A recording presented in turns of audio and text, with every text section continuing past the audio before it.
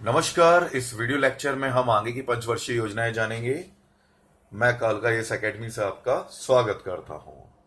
पिछली वीडियोस में हमने 9वीं पंचवर्षीय योजना तक खत्म कर लिया था, साथ ही हमने शॉर्ट ट्रिक के साथ भी बात की थी। इस वीडियो में हम अपनी 10वीं पंचवर्षीय योजना, 11वीं पंचवर्षीय योजना, 10वीं, 11वीं एवं 12वीं पंचवर्षीय योजना 5 ईयर प्लान के बारे में बात करेंगे। तो पहली बात करेंगे हम 10वीं पंचवर्षीय योजना, 10th 5 ईयर प्लान। जो 10th 5 ईयर प्लान है, बेसिकली इसकी शुरुआत 2007 तक मानी जाती है। इसका समय काल ये था। हम बताते हैं कि स्टार्टिंग में आपको पूरे पॉइंट्स हम लिखा देते हैं, व्यवस्थित तरीके के पॉइंट। तो पहला तो है, ये मॉडल किस पे आधारित है, ये किस मॉडल पर आधारित है। ये है योजना आयोग का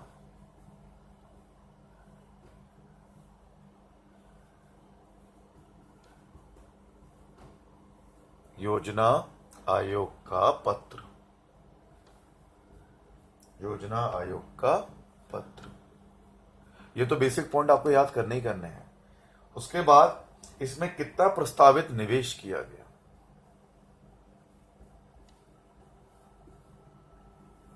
निवेश किया गया। इस वीडियो को आप बहुत ढंग से देखें, क्योंकि 10वीं, 11वीं, 12वीं से सबसे ज्यादा क्वेश्चन अभी तक आए हैं, मतलब पंचवर्षीय योजनाओं में से। तो कितना प्रस्तावित निवेश किया गया, तो वो था हमारा 1,5,9,2,3,0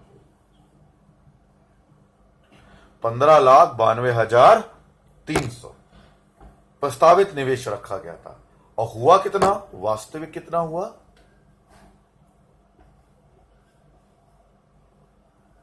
वास्तविक हुआ हमारा 16,53,065 करोड़ रुपए। ये करोड़ों में है बात है। लक्ष्य दर था हमारा, जो लक्ष्य टारगेट हमने डिसाइड किया था, लक्षित ग्रोथ रेट, विकास दर, ग्रोथ रेट, वो था 8। और हमने प्राप्त कितना किया, प्राप्त किया था GR 7.7, प्राप्त किया 7.7। लक्षित रखा था हमने इतना। अब इसमें किस क्षेत्र पे प्राथमिकता किसमें दी गई थी, इसमें प्राथमिकता जो दी गई थी वो थी, पहला, थोड़ा सा कैमरा घुमाया तो आपको दिखाई देगा। प्राथमिकता जो दी गई थी वो थी रोजगार,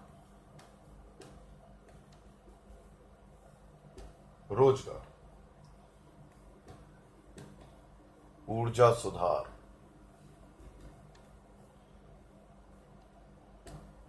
सामाजिक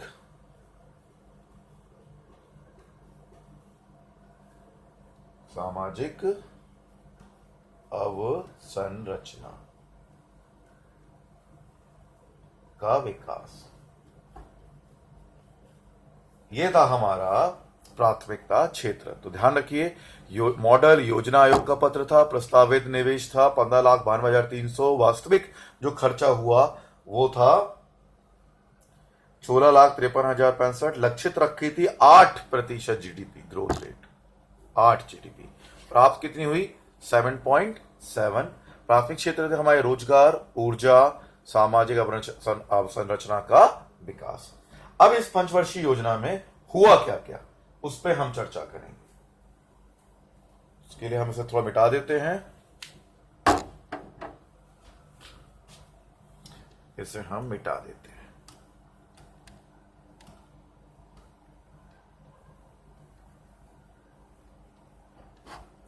तो 10वीं पंचवर्षीय योजना में हुआ क्या क्या, बात अब ये आती है, जो कि 2002 से 2010 तक। मैं आपको बिल्कुल सटीकता से बता रहा हूं, तो कृपया करके आप बिल्कुल ध्यान दीजिए।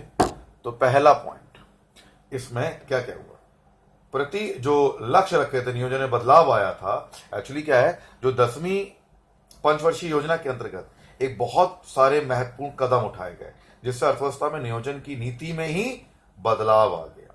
जैसे कदम क्या थे, प्रति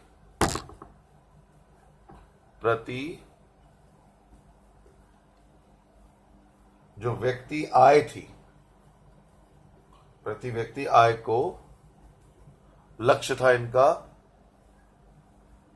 10 वर्ष में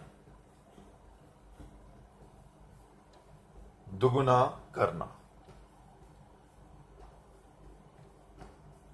दूसरा, अगर हम बात करें, मैं बहुत सटीकता से आपको बता रहा हूं, 2007 तक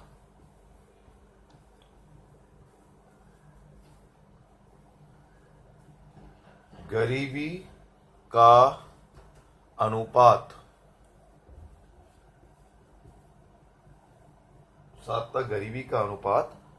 26%। पिछली बार कई क्वेश्चन आ रहे हैं इसमें से कि मृत्यु दर कितनी होगी, गरीबी का प्रतिशत कितना हो गया। 26% से घटाकर 21% करना था। मतलब 26% से घटाकर 21% तथा 2012 तक ये गरीबी की जो दर थी वो 15% तक लाना था। समझ में आ रहा होगा आपको? क्या मैं घुमाता हूं कि जो लक्ष्य रखा गया था 2007 तक 26% से घटाकर 21% गरीबी, और 2012 तक यही गरीबी को 15% तक लेकर आना था। ठीक है। इसके अलावा अगर हम और बात करें तो अगला पॉइंट, ये दूसरा पॉइंट था, ये तीसरा पॉइंट आपको दिख रहा होगा। तीसरा पॉइंट 2003 तक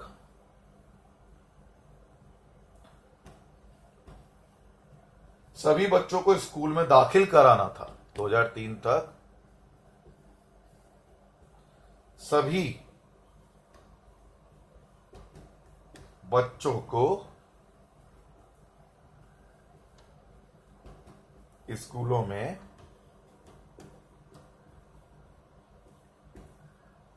दाखिल कराना था। ठीक है। और 2007 तक, ये बहुत इंपॉर्टेंट है, ध्यान रखना, किस पंचवर्षीय योजना में सभी बच्चों को स्कूल में दाखिल करने का लक्ष्य रखा गया था? 10वीं पंचवर्षीय योजना। क्वेश्चन इस प्रकार आते हैं, 2007 तक सभी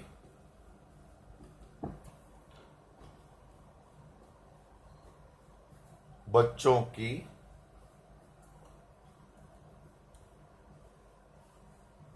जो स्कूली पढ़ाई के 5 साल पूरा करना था। स्कूली पढ़ाई होती है ना, उनके 5 साल पूरा करना था। देखो, मैं आपको बता चुका हूं कि 10वीं पंचवर्षीय सबसे सफल पंचवर्षीय योजना मानी जाती है। इसमें गरीबी पर एक विशेष फोकस किया गया, साथ ही बच्चों की पढ़ाई पर। कहते हैं अगर गरिमामय जीवन व्यतीत करना है तो आपको शिक्षित होना बहुत जरूरी है। पशुवत जीवन नहीं है ना, जीने का अधिकार आपने पढ़ा होगा अनुच्छेदों में, 21 है, 20 है, ये सब लगे हुए हैं ना, 20, 21, 22। तो इसमें कहा है कि अगर जीवन की एक स्वतंत्रता से तात्पर्य सिर्फ उस स्थिति नहीं है कि आप सिर्फ जी रहे हैं और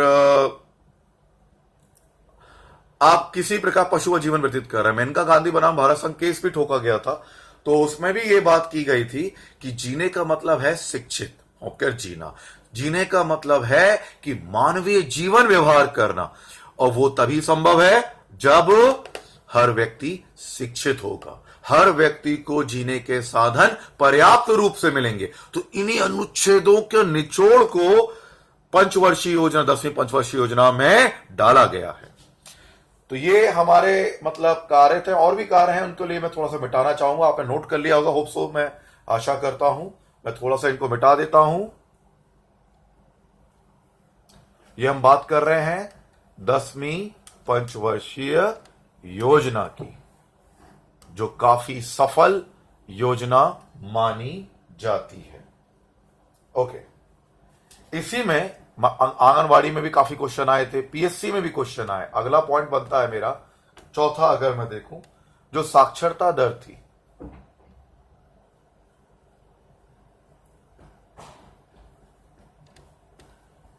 साक्षरता दर को बढ़ाना था, मतलब 2007 तक 75% तक लाना था। ये ध्यान रखिएगा, ये क्वेश्चन, साक्षरता दर को बढ़ा के 2007 तक 75% लाना था। एक क्वेश्चन आया था लास्ट टाइम, महिला पर्यवेक्षक में भी आया था, सुपरवाइजर एमपी में, और प्लस यूपीएससी का 2009 में भी क्वेश्चन आया था, ये वाला घूमा था कि शिशु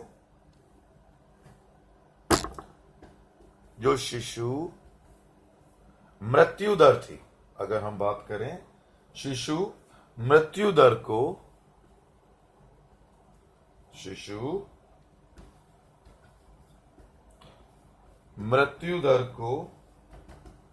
2007 तक ध्यान रखिएगा, शिशु मृत्यु दर को 2007 तक 45/1000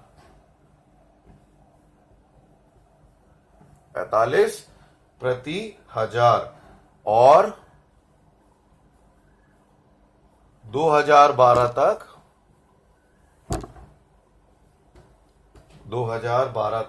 28/1000 लाना था। अब ध्यान रखिएगा, 2007 तक टारगेट था 1000 पे सिर्फ 45 बच्चों की ही मृत्यु हो सके, इससे ज्यादा ना बढ़े आंकड़ा, और 2012 तक 28/1000 तक ही मृत्यु हो सके, उससे ज्यादा आंकड़ा ना बढ़ सके। मतलब ये बहुत कम आंकड़ा माना जाता है अगर देखा जाए। साथ ही इसी से जुड़ा हुआ है मातृत्व मृत्यु दर, मतलब 2007 तक मातृत्व की बात कर रहा हूं मैं, मातृत्व, मां की, मातृत्व की जो मृत्यु दर रहे, मातृत्व, देखिए यहां पे थोड़ा मैं बता चुका हूं, मैं ये विस्तृत रूप से समझा रहा हूं। इसमें हमने शॉर्ट ट्रिक से आपको पिछले लेक्चर में समझा चुके हैं, पूरी पंचवर्षीय योजना शॉर्ट ट्रिक से, तो इसमें विस्तृत रूप से जा रहे हैं। थोड़ा जगह कम है, इसलिए राइटिंग अच्छी नहीं आ पा रही है, तो इसके लिए मुझे खेद है। तो देखिए, मातृत्व मृत्यु दर 2007, बच्चों की समझ में आ गई, 45/1000, और 2012 तक 28/1000। मातृत्व मृत्यु 2007 तक सिर्फ 2/1000 लाना था, और इसी को आंकड़ा बढ़ा 2012 तक, तो 2012 तक जो मातृ मृत्यु दर है उससे 1/1000 लाने का लक्ष्य रखा गया। मातृ मृत्यु दर 2/1000 और मृत्यु दर 2012 तक 1/1000 लाने का लक्ष्य रखा गया। इन्होंने इसके साथ साथ वनों पे भी ध्यान दिया गया, वनीकरण, फॉरेस्ट लगाने पे। तो मैं यहां लिख देता हूं, अगर आप देखें, थोड़ा सा कैमरे को एडजस्ट करके मैं यहां लिख देता हूं, वनीकरण मतलब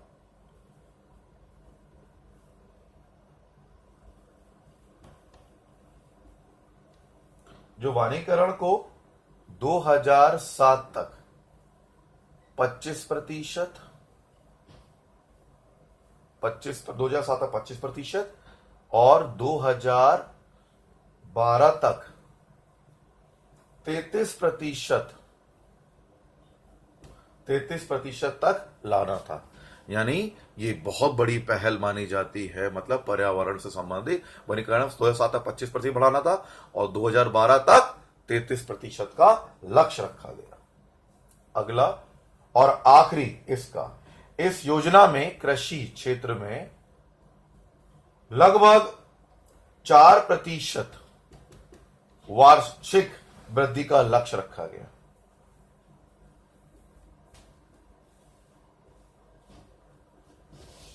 वृद्धि का लक्ष्य था, वार्षिक वृद्धि का लक्ष्य रखा गया। समझ में आ रहा है? लेकिन ये केवल 3.42 तक ही बना रहा, हम अपना लक्ष्य नहीं छू पाए। तो ये हमारा मतलब स्पेसिफाइड पॉइंट्स थे 10वीं पंचवर्षीय योजना। मातृ दर, शिशु दर, साक्षरता मिशन, गांव को जोड़ने की बात, प्रति व्यक्ति आय को 10 वर्ष में दुगना करने की बात, गरीबी का अनुपात बढ़ाने की, मतलब जो बढ़ा हुआ था उसे कम करने की बात, मतलब पहले 26% 2007 में, फिर घटाकर जो 26% था उसे घटाकर 21% करना था, बताया था अभी, और 2012 तक 15% तक लेके आना था। सभी बच्चों को स्कूल भेजना था जो 2007 तक 5 साल पूरा कर ले पढ़ाई का। दूसरा, उसके बाद फिर हमने बात की साक्षरता मिशन 75% तक लाना था, आपको दिख रहा है सामने। फिर बात की शिशु मृत्यु दर को 2007 में 45 प्रति हजार लाना था, 2012 में 28 प्रति हजार लाना था। उसके बाद की मातृत्व, 2007 में मृत्यु दर की बात हो रही है, मातृत्व मृत्यु दर की बात हो रही है, ठीक है ना। तो मातृत्व मृत्यु दर की बात करें, 2007 में 2 प्रति हजार लाना था मृत्यु दर, और 2012 में सिर्फ 1 प्रति हजार मृत्यु दर लेके आना था। उसके साथ ही अगर हम बात करें फिर तो वनिकीकरण में अगर देखें हम तो 2007 में 25%, 2012 में 33% तक करना था। कृषि में 4% रखा था, लेकिन यही नहीं छू पाए। बाकी हमने सभी लक्ष्यों की ठीक से प्राप्ति की। तो आशा करता हूं तुम्हें समझ में आ रहा है। अब हम बात करेंगे 11वीं पंचवर्षीय योजना की, और 12वीं के लिए तो मैंने तुम्हारे लिए चार्ट बना के तैयार करके रखा है। 12वीं पंचवर्षीय करंट में है ना, नीति आयोग ने जगह ले ली जिसकी। तो 12वीं पंचवर्षीय योजना मैं तुम्हें ग्राफ से समझा दूंगा, तो उस ग्राफ को दिमाग में बना के रखना हमेशा, बहुत महत्वपूर्ण है। तो चलिए अभी हम 11वीं की बात करते हैं। 11वीं पंचवर्षीय योजना, 11th 5-year plan, app for 5-year plan. इसका समय रहा है 2007 से 12 तक का, ठीक है। ये मॉडल था, ये भी योजना आयोग का पत्र था।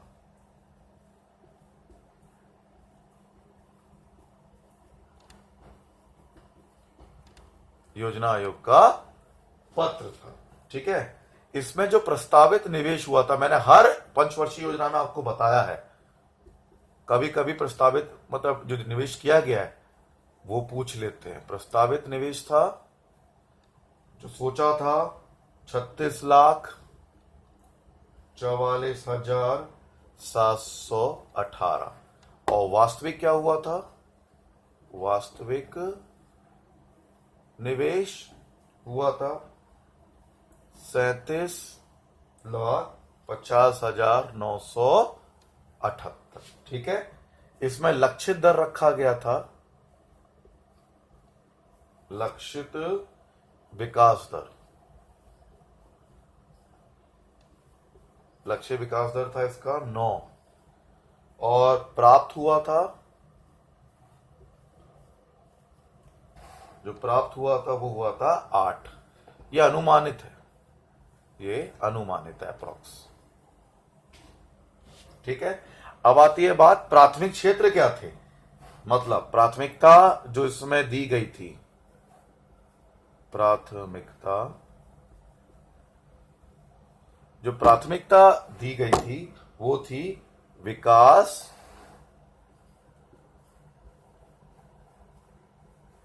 विकास को सर्व हितकारी, विकास को सर्वहितकारी बनाना, विकास को सर्वहितकारी, सबके लिए हितकारी वाला बनाना, तथा ये तो पहला हो गया। उसके साथ जो प्राथमिकता रखी गई थी, तीव्र स्तर तीव्र विकास करना, तीव्र विकास करना, समझ में आ रहा है। और दूरतरफा रणनीति तैयार की थी इसमें, क्या इसी में देखो, तीव्र विकास के साथ संबंधित दूरतरफा रणनीति तैयार की थी। दूरतरफा रणनीति तैयार की गई थी इस पंचवर्षीय योजना में।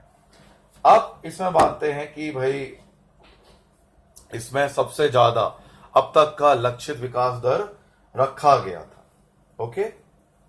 लेकिन पता है क्या हुआ, ये छू क्यों नहीं पाए? इसका एक बहुत महत्वपूर्ण कारण है, ये हम प्राप्त नहीं कर पाए, लक्ष्य विकास दर नहीं कर पाए। इसका कारण शायद तुम्हें पता ना हो।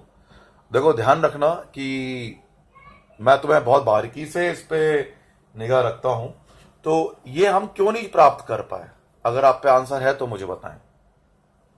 आप कहीं से भी हो, दिल्ली से हैं, दिल्ली में पढ़ रहे हैं, गुड़गांव में पढ़ रहे हैं, कहीं भी पढ़ रहे हैं, और यूपी के हैं, इलाहाबाद के हैं, थोड़ा मुझे बताएं ये लक्षित विकास दर क्यों प्राप्त नहीं कर पाए? बिल्कुल एक सटीक रीजन, हमारा फेलियर नहीं रहा, हमने, हमारी सरकार ने पूरा प्रयास किया इसको प्राप्त करने के लिए, है ना। लेकिन हमारा इसका तत्कालिक कारण पता है क्या बना? अमेरिका अर्थव्यवस्था में वित्तीय संकट का प्रभाव पड़ा इन लक्ष्य की प्राप्ति में असफल बनाने में। मैं यहां लिख देता हूं, ये फेल क्यों रहा? अमेरिकी अर्थव्यवस्था,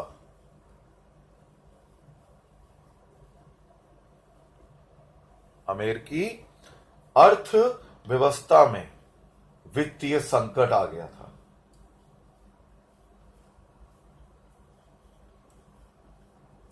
वित्तीय संकट का प्रभाव बना इन लक्ष्यों को प्राप्त करने में, तो हम नहीं छू सके। और अगर हम देखें तो इसका मैं ग्राफ बना के थोड़ा सा बता दूं, टेबल, तो ये एकदम से नीचे आता चला गया हमारा। मुझे समझ में आ रहा है, लक्ष्य प्राप्त ना होना कहीं अमेरिका की जो इकोनॉमी है वो पूरे वर्ल्ड को इफेक्टेड करती है, अगर होती है तो। लक्ष्य न करें, अमेरिकी अर्थव्यवस्था में वित्तीय संकट का प्रभाव बना रहा इस पूरे लक्ष्य को दूर करने में हमारे से। अगर तुम देखना चाहोगे तो मैं तुम्हें एक टेबल बना देता हूं, बता देता हूं, टेबल के रूप में देख लो तो तुम्हें और अच्छे से आ जाएगा। इसका मतलब हम किस प्रकार भटक गए अपने लक्ष्य। शुरुआत तो बहुत अच्छी हुई हमारी, देखो फैक्टर कॉस्ट और मार्केट कॉस्ट होती है। अगर मैं जीडीपी की वृद्धि देखूं, जीडीपी वृद्धि 11वीं पंचवर्षीय योजना में, तो देखो अगर हम देखें तो यहां जीडीपी लिख लो, जीडीपी, यहां भी जीडीपी लिख लो, ठीक है। यहां लिख लो साधन लागत, फैक्टर कॉस्ट, साधन लागत, और यहां लिख लो बाजार लागत, बाजार लागत, ठीक है। मैं तुम्हें अच्छे से समझा रहा हूं कि डेटा दे रहा हूं मैं तुम्हें। 2007-8 में जो साधन लागत थी, वो जीडीपी की जो वृद्धि हुई थी वो रखा था 9.3, और उसमें कितनी थी बाजार में? 9.8, यानी बहुत अच्छी खुली थी। अगर हम देखें तो हमारा प्रयास बहुत अच्छा शुरू हुआ था। लेकिन 2008 और 9 में जो मैंने अभी कारण बताया ना, वित्तीय कारण, 6.7, 3.9 आ गया। फिर 2009 और 10 में 8.6, और फिर उछाल लिया हमारी ग्रोथ ने। फिर 2010 और 11 में फिर उछाल आया 9.3, और इवन 10.5 बाजार लागत जीडीपी में इंक्लूजन हमारा मिल गया था। लेकिन 2011 और 12 तक आते आते ये हो गया 6.2 और 6.3। तो ये है टेबल। तो आप आराम समझा सकते हैं कि किस प्रकार हमारा मतलब ग्राफ ऊपर नीचे ऊपर नीचे ऊपर नीचे ऊपर नीचे चलता रहा। तो आगे बात करते हैं। होप सो तुम्हें समझ में आ रहा होगा। मैं तुम्हें डेटा इसलिए दे रहा हूं कि तुम्हें दिमाग में तो कॉन्सेप्ट क्लियर हो जाए कि भैया हमने लक्ष्य प्राप्त क्यों नहीं कर पाए और किस कारण से यहां पे दिक्कत आती चली गई। इसे मिटा रहा हूं मैं। जीडीपी की ये बात थी, अब थोड़ा सा और जानेंगे हम 11वीं पंचवर्षीय योजना को, 5 ईयर प्लान को। इस योजना का जो दृष्टिकोण था, इसका जो मुख्य दृष्टिकोण मतलब उद्देश्य रखा गया था, अगर मैं इसकी दृष्टिकोण की बात करूं तो दृष्टिकोण था तीव्रतर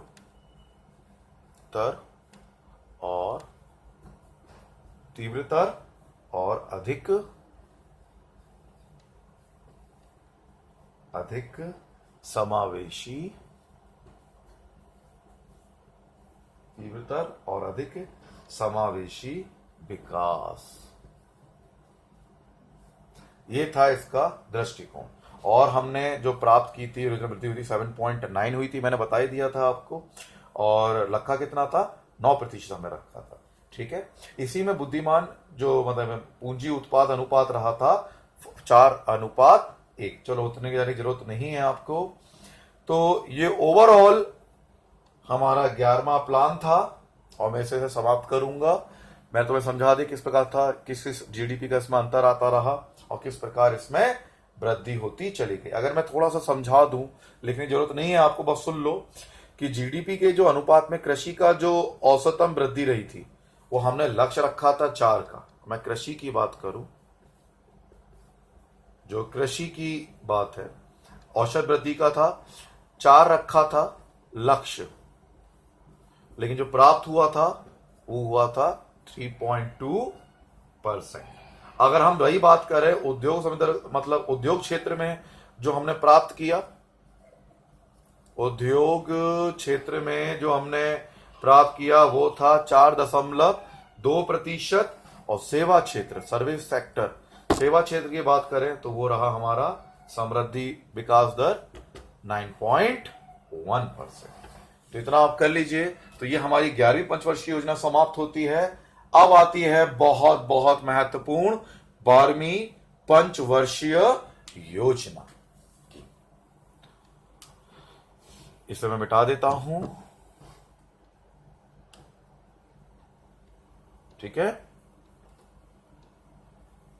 12वीं पंचवर्षीय योजना की।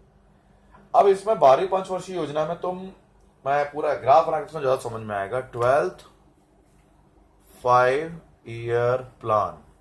ठीक है, कब से कब तक, 2012 से 2017। जिसे नीति आयोग ने इसकी जगह ले ली है वर्तमान में, तो 2012 से 17। अगर हमें इसको समझना है तो इसको क्यों ना चलो पहले तो अपने हम मॉडल लिखेंगे जो भी रखा है। ये भी मॉडल है अपना योजना आयोग पत्र।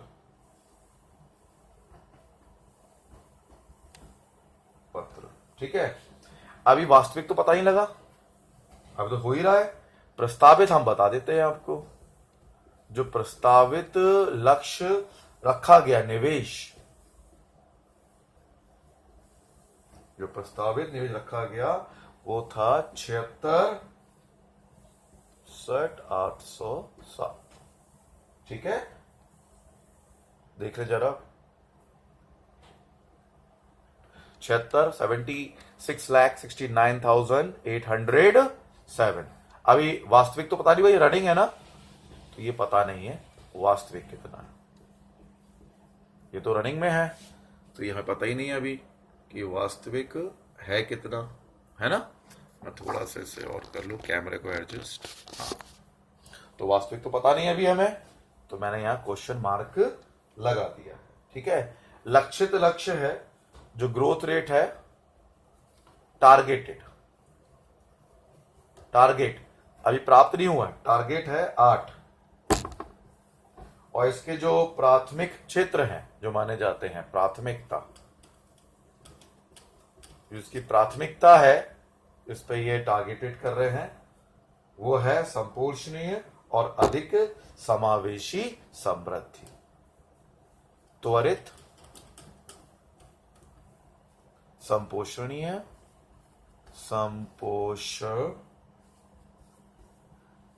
संपोषणीय एवं संपोषणीय एवं अधिक समावेशी, मतलब तीव्रता देना, वृद्धि बढ़ाना, मतलब गति को बढ़ाना, त्वरित, संपोषणीय, अधिक समावेशी, समृद्धि, अधिक समावेशी, समृद्धि, विकास। ये है हमारे इसके मॉडल और इसकी शुरुआत। चलो तो मैं तुम्हें ग्राफ बना के बताता हूं तो तुम्हें बहुत अच्छे से समझ में भी आएगा। ये मैं मिटा दूंगा। ये बड़ा महत्वपूर्ण योजना मानी जाती है। अगर ये कॉन्सेप्ट क्लियर नहीं है तो हो सकता है तुम्हारे 1-2 नंबर कम हो जाएं परीक्षा में। तो इसको समझाना बहुत ज्यादा जरूरी है। ग्राफ से देखो, ये एक बनाया मैंने सर्कल, ठीक है, ये एक सर्कल है, इसमें ये पूरा सेक्टर है, ध्यान रखना। मैं इसको ऐसा कर देता हूं, ये बना दिया सेक्टर, ठीक है। इसे थोड़ा सा मैं और पास कर देता हूं, ये आ जाए सेंटर में आ जाए। ये मान लो सेंटर है, ये और ये, ठीक है। ये जो बड़ा सा सेक्टर दिखाई दे रहा है आपको, ये है 34.7% कवर कर रहा है। ये है सर्विस सेक्टर, सामाजिक सेवाएं, सोशल सर्विस सेक्टर, सामाजिक सेवाएं। इतना बड़ा क्षेत्र है सामाजिक सेवाओं। मेरी बात समझ में आ रही है? फिर अगर मैं एक डंडा खींचूं, लाइक ऐसा खींचता हूं मैं, तो तुम्हें थोड़ा समझ में आए। ये समझ में आ गया? मैं यहां भी लिख देता हूं 34.7% फोकस किया जा रहा है। इस जो लक्षित राशि का अंश है वो किस किस पे लगाया जा रहा है। फिर आता है ओनली 1%, 1%, 1%। ये जो है विशेष क्षेत्र कार्यक्रम, विशेष क्षेत्र कार्यक्रम, ठीक है। फिर एक और डंडा खींच दो ग्राफ में, 1% है ये, देखो 1%। मैं यहां भी लिख रहा हूं तो मैं क्लियर होता है। फिर एक और आता है क्षेत्र 1.1, 1.1। ये क्षेत्र कहलाता है संचार का क्षेत्र, ठीक है। संचार का क्षेत्र कितना है? 1.1% कवर करने का, ठीक है ना, जितना उसमें निवेश किया जा रहा है राशि को, ठीक है। फिर आता है एक और क्षेत्र, इससे जोड़ते हैं हम 1.4%। ये है अपना जिसमें फोकस किया जा रहा है सामान्य सेवाएं, सामान्य सेवाएं। यह है अपना 1.4%, ठीक है। तो विशेष क्षेत्र, सामान्य सेवाएं क्षेत्र हो गया। फिर है विज्ञान और प्रौद्योगिकी। एक और डंडा खींच दूं मैं, 4%। अगर मैं देखूं तो 2% का बताया है, 2.2%। ये दोनों लगे हुए हैं, आर्थिक सेवाएं और सामान्य। 2.2 ये है अपना विज्ञान एवं प्रौद्योगिकी। इसने कितना घेरा है? 2.2%। ये मैं बता रहा हूं 12वीं योजना के लक्षित राशि का अंश किस किस पार्ट में डिवाइड हो रहा है। ये लक्षित राशि यहां लिख दूं मैं, लक्षित राशि, ये लक्षित राशि बताई जा रही है, ठीक है। फिर आया आर्थिक सेवाएं 4.7, 4 नहीं, इसका 4 ही रखते हैं क्योंकि 4.7 का डिवीजन हुआ था कृषि में, तो जो हमारा आर्थिक सेवाएं हैं वो 4 ही घेरी थी, ठीक है। जो आर्थिक से मतलब सेवाएं हैं वो कितनी है? 4 आर्थिक सेवाएं। इनने कितना घेरा अंश है राशि का? 4%। फिर आता है अगला जो मैंने बताया था कृषि, 4.7%। कृषि पे देखा, ठीक है। कृषि के बाद फिर आता है उद्योग एवं खनिज 4.9%। उद्योग एवं खनिज। फिर हमारा गिरता है सिंचाई 5.5%। सिंचाई सिंचाई। फिर वह है ग्रामीण विकास 6%। ग्रामीण विकास, ग्रामीण विकास 6%। फिर आता है 15.7%। यह है हमारा परिवहन, ट्रांसपोर्ट, ठीक है। और ये बचा 18.8%। यह है ऊर्जा। ये मैंने आपको बहुत करंट डेटा दिए हैं, तो मैं आपको फिर से एक बार समझाना चाहूंगा। हमारा सबसे 34.7 सामाजिक सेवाओं पे पैसा लक्षित किया गया है। उसके बाद विशेष कार्यक्रम 1%, संचार 1.1, सामान्य सेवाएं 1.4, 2.2% विज्ञान एवं प्रौद्योगिकी। उसके बाद आर्थिक सेवाएं 4%। फिर कृषि मैं यहां भी लिख देता हूं 4.7%। देन उद्योग में कितना बताया था 4.9% उद्योग। फिर ये सिंचाई, इरिगेशन में कितना था 5.5, ये लिखा है ना 5.5। फिर ग्रामीण विकास 6, 50 परिवहन 15.7, 18.8। तो तुम्हें याद रहेगा कि इसलिए मैंने बताया है कि तुम्हें ग्राफिक याद रहेंगे किस क्षेत्र में कितना रहा, तो किसकी क्षेत्र की ज्यादा प्राथमिकता दी जा रही है 12वीं पंचवर्षीय योजना में, उस पर उतना ही ज्यादा विकास की संभावना है, लक्षित किया जा रहा है। ओके, तो मैं इस ग्राफ को होप से तुम समझ में आ रहा होगा। मैं ग्राफ मैं इसको मिटा रहा हूं। अब हम आगे जानते हैं 12वीं पंचवर्षीय योजना के बारे में। तो ये ग्राफ में पूरा गिवन था पंचवर्षीय योजनाओं को समझाया गया 12वीं को किस क्षेत्र में कितना क्या होता है। ग्राफ से देखने जल्दी समझ में आता है। अगर हम कोई चीज समझ रहे हैं तो ग्राफ को अगर देखेंगे तो हम जल्दी एक्सेप्ट करेंगे। चलिए तो इसके बारे में बात करते हैं हम।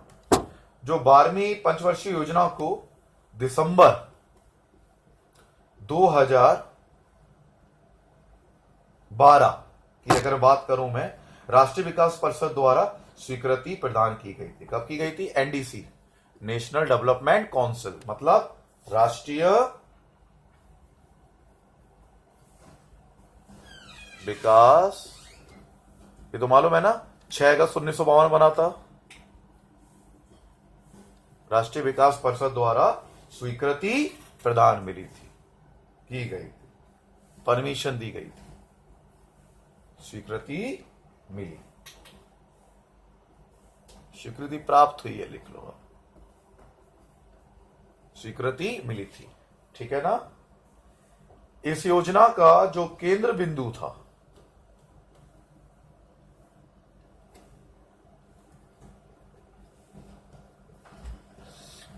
था मैंने आपको सारे सेक्टर समझा दिए। वो थी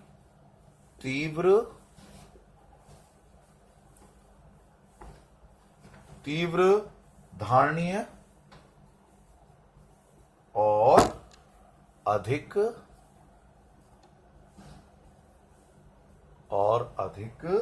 समावेशी विकास।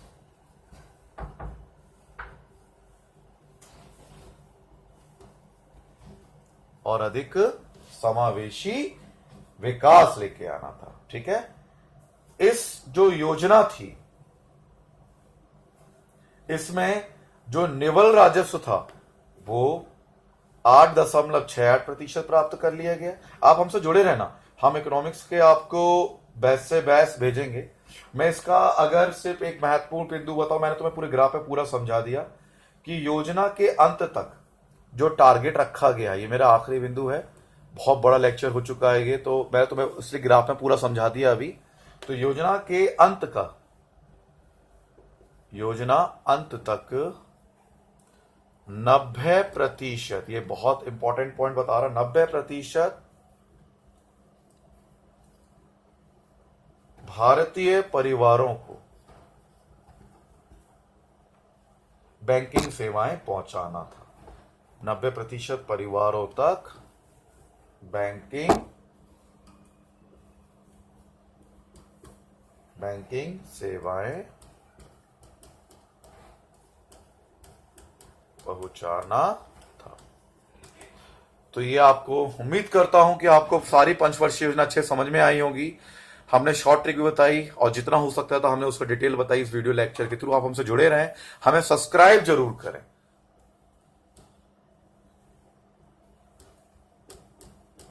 सब्सक्राइब जरूर करें। यूट्यूब पे जाके कालका आईएएस टाइप करें, KALKAIAS, कालका ये टाइप करें, वहां सब्सक्राइब के बटन पे क्लिक करें, आप हमसे जुड़ जाएंगे।